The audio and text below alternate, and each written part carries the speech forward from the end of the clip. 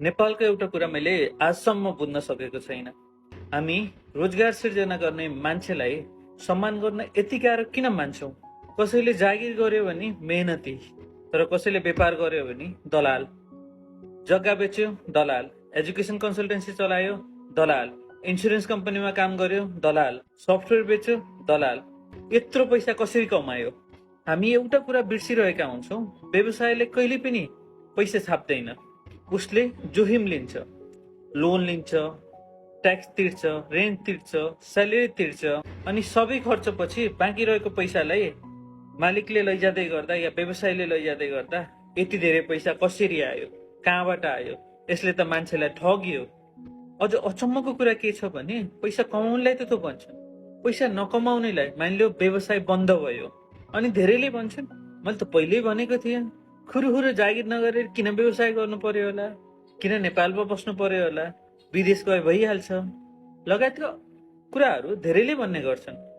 तर फेरि त्यही व्यवसाय सफल भयो भने यसले त पक्कै पनि केही गडबडी गरेको छ। यसले त फेरि पनि मान्छेलाई ठग्यो होला।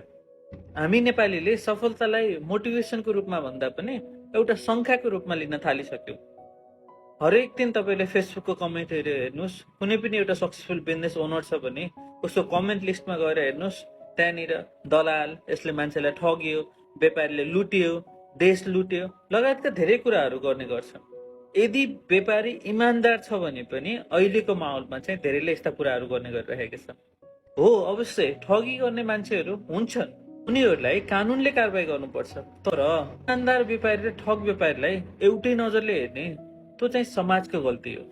अर्को सत्य कुरा के छ भने हामी रोजगारको अवसरको कुरा गर्छौँ, तर रोजगार दिने मान्छेको सम्मान गर्न आजसम्म हामीले सिकेका छैनौँ। मैले सिकेको एउटा ठुलो पाठ यही नै हो। जुन समाजले इमान्दार व्यवसायलाई सम्मान गर्न सक्दैन, त्यो समाजले रोजगारीको समस्या पनि कहिले पनि समाधान गर्न सक्दैन। किनकि जागिर सरकारले मात्र बनाउँदैन, हजारौं साना साना व्यवसायीहरू मिलेर गराउँछन्। र जबसम्म हामीले व्यवसायलाई दलालको रूपमा मात्र हेर्छौँ, त्यति बेलासम्म हामीले व्यवसायलाई होइन हाम्रो अर्थतन्त्रलाई कमजोर बनाइराखेका हुन्छौँ। फलो गर्नुहोस्, यो डे 24 हो।